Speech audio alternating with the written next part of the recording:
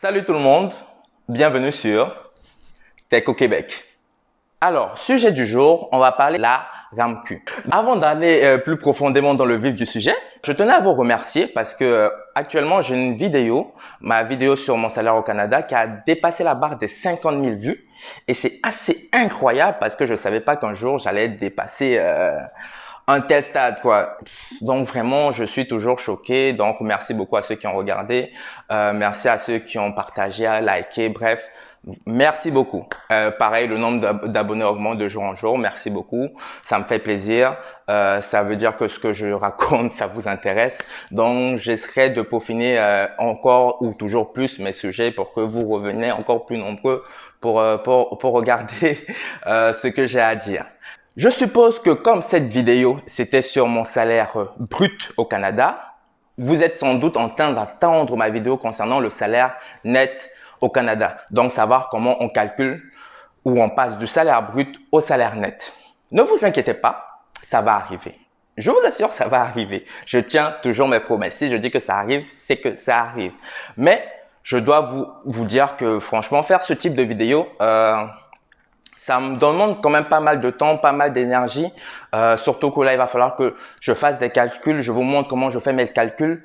Je vous assure, je vous avoue que en ce moment, j'ai pas vraiment cette énergie-là.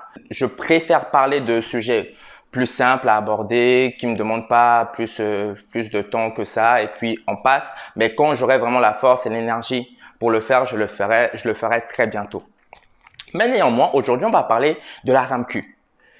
Et ça reste dans le thème des salaires puisque vous cotisez pour la RAMQ et ça apparaît sur votre fiche de paie. C'est un des éléments à déduire de votre salaire pour passer du brut au net. Dans une précédente vidéo, j'avais déjà parlé de l'impôt au fédéral, de l'impôt au provincial. Vous pouvez rajouter la RAMQ et aussi l'assurance maladie privée ou assurance collective. Ces quatre éléments, RAMQ, assurance collective ou assurance privée, impôt au fédéral et impôt au provincial. Il y a encore d'autres éléments à prendre en compte, mais déjà ces quatre-là, c'est des gros points à prendre en compte. Donc, de ce fait, cette vidéo vous sera utile pour comprendre un peu comment on passe du brut au net. Voilà, donc fermons ces parenthèses. L'assurance maladie, qu'est-ce que c'est? Il y a des peuples à qui on n'a pas besoin d'expliquer, comme les Français par exemple, puisque les Français sont connus pour leur sécurité sociale. Et l'équivalent de la sécurité sociale française, c'est la RAMQ au Québec. Et dans d'autres provinces du Canada, chaque province a une assurance maladie qui avec un nom différent. Donc voilà, c'est donc un peu j'ai envie de dire que les assurances maladie sont provinciales. Dans chaque province a son assurance maladie qui porte son nom et puis voilà, qui a son fonctionnement. Et c'est très intéressant parce que, comme je disais, les Français sont réputés pour leur sécurité sociale. Du coup, quand tu dis à un Français, oh, je vais m'installer à l'étranger ou dans tel pays, la première des choses, ils vont te dire, oh là là, c'est loin. Ils ont la sécurité sociale? Oui, mes chers Français, la France n'est pas le seul pays avec une sécurité sociale. C'est aussi une des choses qui font que le Canada diffère des États-Unis, par exemple. Qu'est-ce qu'une assurance maladie? Parce que je blablate, mais entrons dans le vif du sujet. Une assurance maladie, ça fonctionne un peu comme toutes les assurances. Prenez votre assurance auto, vous avez votre voiture, vous payez votre assurance tous les mois, tchac. Tant que vous n'avez pas d'accident, elle ne vous sert à rien. Mais boum, un jour, vous avez un accident. Qu'est-ce qui se passe? Si vous êtes couvert, votre assurance va vous aider à payer les frais de réparation de votre voiture. En fonction, ça peut être en totalité ou en partie. Et la RAMQ, c'est la même chose, sauf que c'est avec votre santé. Donc, c'est-à-dire que vous avez une assurance maladie. Donc, vous cotisez. Tant que vous n'êtes pas malade, vous n'en avez pas besoin. Logique. Puis un jour, vous êtes malade, ou vous allez voir un médecin, ou vous allez aux urgences. Bref, il se passe quelque chose avec votre santé. Donc, le jour où vous êtes malade, boum, parce que vous êtes couvert par votre assurance maladie, cette assurance-là va vous permettre de bénéficier de soins, parfois gratuitement ou à moindre coût, ou à un coût moins élevé. C'est ça le but de l'assurance maladie.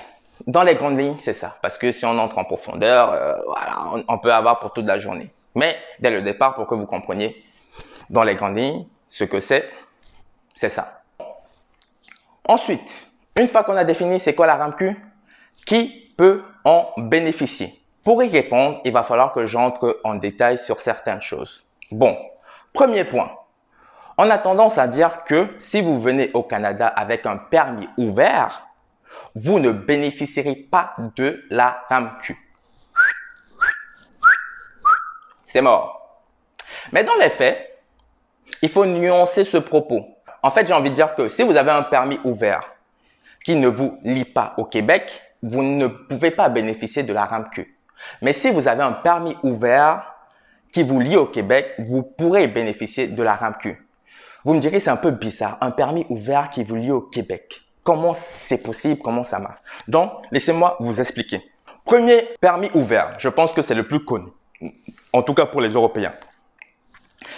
Parce que le contenu là-dessus ne manque pas, c'est le PVT. Permis vacances-travail. Certains pays en Europe peuvent en bénéficier, comme la France, la Belgique, la Suisse, je crois. D'autres pays aussi, mais bon. Je ne vais pas citer toute la liste. Hein? On n'est pas là pour ça. Donc, si vous êtes en PVT, sachez que vous n'avez pas droit à la RAMQ. C'est pourquoi, quand vous venez en PVT au Canada, on vous demande de prendre une assurance santé au préalable. Et une assurance qui va durer le temps de votre PVT. Parce que vous n'avez pas droit à la RAMQ. Ça, c'est clair, ça, c'est net. Pourquoi? Parce que c'est un permis ouvert et qui, en plus, il ne vous lie pas au Québec. Pourquoi il ne vous lie pas au Québec? Parce que le PVT, vous avez le droit de vous installer n'importe où au Canada. Que ce soit au Québec, que ce soit en Ontario, que ce soit au Nouveau-Brunswick, que ce soit en Colombie-Britannique, bref, vous allez où vous voulez avec un PVT. Si vous voulez jouer au petit malin, et genre, on vous demande une assurance de 2 ans ou vous ne prenez qu'une assurance de 3 mois, sachez que quand vous arriverez à la frontière, si vous avez une assurance qui ne dure que 3 mois, on vous accordera un PVT qui ne dure que 3 mois. Il ne blague pas avec ça. L'immigration ne blague pas avec ça.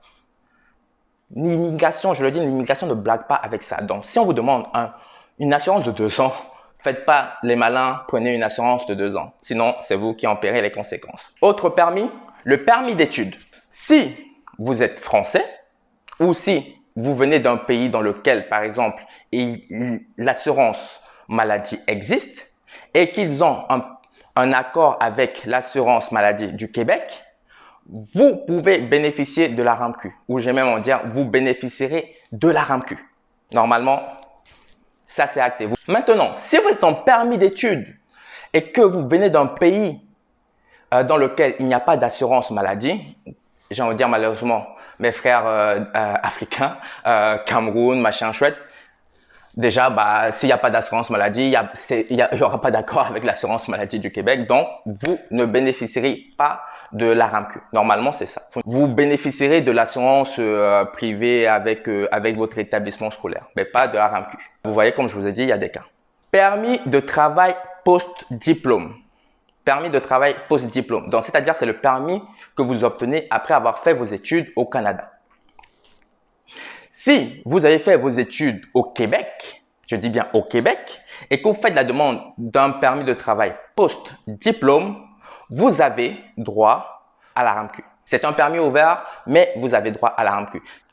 Autre permis ouvert, le PMI+. Enfin, le permis ouvert que vous allez obtenir via le PMI+, que beaucoup ne connaissent pas parce que puisque c'est pas tout le monde qui peut bénéficier de celui-là. J'ai eu du mal à avoir une réponse pour ce permis-là, mais la source que j'ai obtenue m'a dit que si vous avez un permis ouvert via le programme PMI+, vous pouvez bénéficier de la RAMQ à la condition que vous ayez un emploi à temps plein. Pas à temps partiel, hein, dans moins de 30 heures par semaine, mais à temps plein. Très important, à temps plein. Donc, si vous obtenez un permis ouvert via le programme PMI+, vous aurez droit à la RAMQ si vous avez un travail à temps plein. Autre permis ouvert, le permis de travail ouvert transitoire. Ça, c'est pour ceux qui sont déjà au Canada, ceux qui font une demande de résidence permanente et qui sont déjà au Canada. Vous n'avez pas la possibilité d'avoir la RAMQ avec ce permis ouvert. Si c'est le cas, dites-moi en commentaire. Comme ça, je rectifierai, je mettrai la permission. Mais normalement, si c'est logique, vous n'avez pas le droit d'avoir la RAMQ avec ce permis-là. Je pense que j'ai fait le tour plus ou moins des permis ouverts les plus connus. Le reste, non, je peux pas tous les citer. J'ai fait le plus gros. Si vous avez des questions particulières, mettez en commentaire, je verrai ce que je peux faire. Mais là, déjà là, c'était tendu. Hein. Ensuite, les autres personnes qui ont droit à la RAMQ. Les permis de travail fermés. Les permis de travail fermés. Oui, le permis de travail fermé est souvent décrié. Souvent décrié.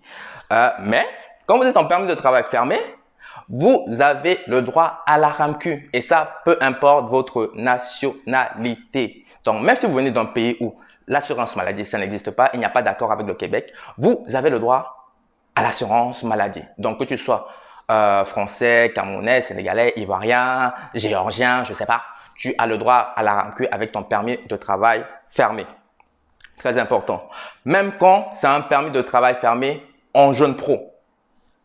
Tu vois la différence? Quand tu es en PVT, tu n'as pas le droit à la RAMQ. Mais si tu es en jeune pro, tu as le droit à la RAMQ. Même si on te demande d'avoir la même assurance que l'assurance des PVT. Oui, je sais, ça aussi c'est assez particulier. Mais bon, c'est les règles. Je sais pas, c'est les règles. Moi, je répète juste ce que je sais. Parce que franchement, si tu vas entrer dans tout ça là, on s'en sort pas. Donc, PTF, permis de travail fermé, vous avez droit à la RAMQ. Qui d'autre a le droit à la RAMQ? Les enfants. Les enfants ont le droit à la RAMQ. Et ça, peu importe le statut de leurs parents. Donc, que tes parents soient en PVT, que tes parents soient en permis de travail ouvert transitoire, qu'ils soient en permis d'études, permis de travail fermé, bref, peu importe, les enfants ont le droit à la RAMQ. Et ça, sans délai de carence. Je reviendrai sur le délai de carence dans quelques minutes. Ils ont le droit à la RAMQ. Ça, c'est acté. Donc, attention. Par contre, attention, ne dites pas que voilà. Attention par contre. Si vous venez en visiteur, évidemment que vous n'avez pas droit à la RAMQ. Vous n'êtes pas là pour vous installer. Donc, on va pas vous donner la RAMQ. Soyons logiques. Mais si vous avez un document qui vous permet de vous installer au Québec, donc en tant que résident temporaire, vos enfants auront droit à la RAMQ. Ça, c'est acté. Ils auront droit à la RAMQ. Et comme j'ai dit, sans délai de carence. Le délai de carence, c'est quand vous avez droit à la RAMQ, mais pour que vos droits soient actifs, il faut attendre une certaine période. Chez les enfants, cette période n'existe pas.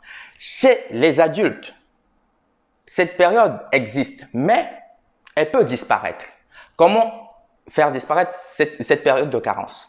Bah, c'est simple. Si vous venez d'un pays où il y a une assurance maladie, qui a des accords avec l'assurance maladie du Québec, la RAMQ, vous demandez un formulaire auprès de cet organisme-là. Donc, pour la France, c'est la CPAM. La CPAM, vous demandez un formulaire auprès de la CPAM. Vous le faites remplir. En gros, c'est un document qui dit que vous abandonnez vos droits à l'assurance maladie locale pour pouvoir bénéficier de l'assurance maladie québécoise. Si vous remplissez ce formulaire-là, le délai de carence saute. Dès votre premier jour où vous avez votre permis de travail, attention, quand vous remplissez le formulaire, si vous êtes en permis d'études, n'allez pas remplir le formulaire des personnes en permis de travail fermé. Ça ne sera pas accepté. Et inversement, si vous êtes en permis de travail fermé, n'allez pas remplir le formulaire pour les personnes en permis d'études. Si vous êtes en permis de travail fermé, vous n'êtes pas obligé de remplir ce formulaire. Vous pouvez juste dire « Oh non, c'est bon, moi les 3 mois de carence, ça ne me dérange pas. » Comme je vous ai dit, moi je suis champion pour éviter les trucs, les papiers, les trucs administratifs. Je suis champion pour ça. Donc moi j'ai pas rempli le formulaire, j'ai accepté mes 3 mois de carence. Et souvent, les 3 mois de carence ne durent pas 3 mois. Ça peut durer seulement 2 mois. Pourquoi? Parce que si vous, par exemple, vous arrivez au mois d'août, vous arrivez en 15 août, tout le mois d'août sera considéré comme votre premier mois de carence. Tout le mois d'août. C'est pas genre je suis arrivé le 15 août, donc premier mois, ça sera à 15 septembre. Non. Vous arrivez le 15 août, premier mois d'août, tout le mois d'août est considéré comme votre premier mois de carence. Moi, par exemple, je suis arrivé le dernier jour du mois d'août. Le dernier jour du mois d'août. Mais tout le mois d'août a été considéré comme mon premier mois de carence. Tout le mois d'août. Donc, en vrai, je n'ai eu que le mois de septembre et d'octobre comme mois de carence et j'ai eu ma RAMQ au mois de novembre. Voilà, ça aussi, c'est une petite... Ça peut vous aider, notez bien. Concernant le nom des formulaires, je ne vais pas vous donner ça comme ça. Là. Faites vos recherches, vous allez trouver. Ou sinon, je peux le mettre dans la barre de description. Voilà. Franchement, si vous avez la flemme, moi aussi j'ai la flemme, mais vous, voilà, ça sera plus utile à vous qu'à moi. Donc, faites vos recherches, s'il vous plaît. Ça, vraiment, faites seulement, voilà. Maintenant, comment s'inscrire à la RAMQ? Comment s'inscrire à la RAMQ? Là, c'est là où les choses se corsent. C'est là où les choses se corsent, mon ami. C'est pas facile. L'inscription se passe en 2 étapes. En tout cas, pour moi, j'appelle ça une étape avant d'arriver au Canada et une deuxième étape quand vous êtes au Canada. Pourquoi je dis une étape avant d'arriver au Canada? Première étape pour s'inscrire à la RAMQ, il faut obtenir un rendez-vous téléphonique. Un rendez-vous téléphonique avec un agent, une agente de la RAMQ. Et ça, mon petit pote, c'est pas facile, hein. C'est pas facile. Non, c'est vraiment pas facile. C'est pas comme si tu ouvres ton site internet, ton ordinateur, tu vas sur le site internet à midi et là, boum, tu obtiens ton rendez-vous. Non. Les gens se battent pour avoir ce rendez-vous. Donc, il faut être prêt, il faut être patient pour obtenir ce rendez-vous-là. Et ça, c'est déjà un autre problème. Mais il y a des astuces. Donc, pour obtenir un rendez-vous, pour faire votre première inscription à la RAMQ, ce que vous devez faire, c'est aller sur le site de la RAMQ à 18h heure québécoise. 18h heure québécoise. Donc, vous calculez à mention de votre décalage horaire avec le Québec. Si vous êtes en France, bah, ça peut être qu'il est minuit en France. Donc, vous allez devoir aller sur le site, vous contenez entre minuit et 1h pour obtenir une place. Une place, donc un rendez-vous. Voilà comment ça se passe. À quel moment il faut faire la demande de rendez-vous? Ce que je vous conseillerais, c'est que dès que vous savez quand vous allez arriver au Québec, voilà, donc vous avez acheté votre billet d'avion, commencez à aller sur le site de la RAMQ pour essayer d'obtenir un rendez-vous. Si par exemple, vous savez que vous arrivez, je ne sais pas moi, le 1er juillet, à partir du 1er juin, allez sur le site de la RAMQ. Essayez d'obtenir un rendez-vous pour les jours qui suivent votre arrivée au Québec. Et je dis bien attention, les jours qui suivent votre arrivée au Québec. Parce que si vous prenez un rendez-vous et que vous n'êtes pas encore au Québec, ça ne sert à rien. Parce que pour obtenir votre RAMQ, on va vous demander votre permis de travail, votre NAS. C'est des documents que vous n'aurez que quand vous serez déjà au Québec. Donc, il faut bien obtenir un rendez-vous téléphonique pour quand vous serez déjà au Québec. Donc, si vous savez que vous arrivez le 1er juillet, dès le 1er juin, allez sur le site de la RAMQ, essayez d'obtenir un rendez-vous. Si au 1er juin, il n'y a pas encore de rendez-vous pour le 1er juillet, le 2 juillet ou le 3 juillet, patientez, revenez régulièrement, puis boum, dès qu'il y aura des rendez-vous disponibles pour après votre arrivée, donc pour le 1er juillet, le 2 juillet, le 3 juillet, prenez votre rendez-vous. Prenez-le le plus tôt possible. Prenez-le le plus tôt possible. C'est ce que je vous conseille, surtout si vous avez un délai de carence. Prenez-le le plus tôt possible. Deuxième étape de l'inscription. Vous êtes déjà au Canada, vous êtes déjà au Québec, vous avez votre permis de travail, vous avez votre NAS. Donc, je répète, vous avez votre permis de travail, vous avez votre NAS. On va vous appeler. On va vous demander des informations. On va vous demander quel type de permis de travail vous avez, le NAS, votre numéro de NAS, votre adresse. C'est important d'avoir une adresse. C'est important d'avoir une adresse. Pourquoi? Parce qu'on va vous envoyer des formulaires à remplir par voie postale. Formulaire à remplir par voie postale. Donc, c'est important d'avoir une adresse. Si vous avez réussi à avoir une maison, un appartement avant d'arriver, tant mieux. Si vous êtes hébergé, tant mieux. Si vous êtes en Airbnb, assurez-vous que quand vous allez recevoir votre courrier, vous serez toujours à la même adresse. Sinon, vous pouvez essayer de voir avec votre employeur, si vous avez déjà un employeur, et voir s'il peut recevoir votre courrier. C'est possible, ça se fait. Voilà, on fait comme on peut. Voilà.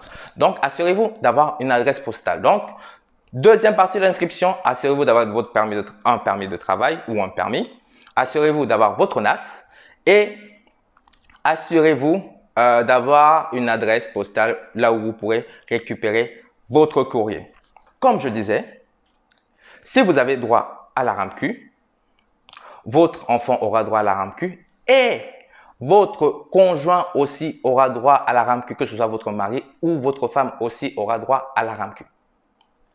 Donc, si vous êtes en permis de travail fermé, votre femme ou votre mari qui est en permis de travail ouvert de conjoint de fait ou d'époux aura aussi droit à la RAMQ d'office. Vos enfants aussi auront aussi droit à la RAMQ d'office. Donc, la petite famille aura droit à la RAMQ.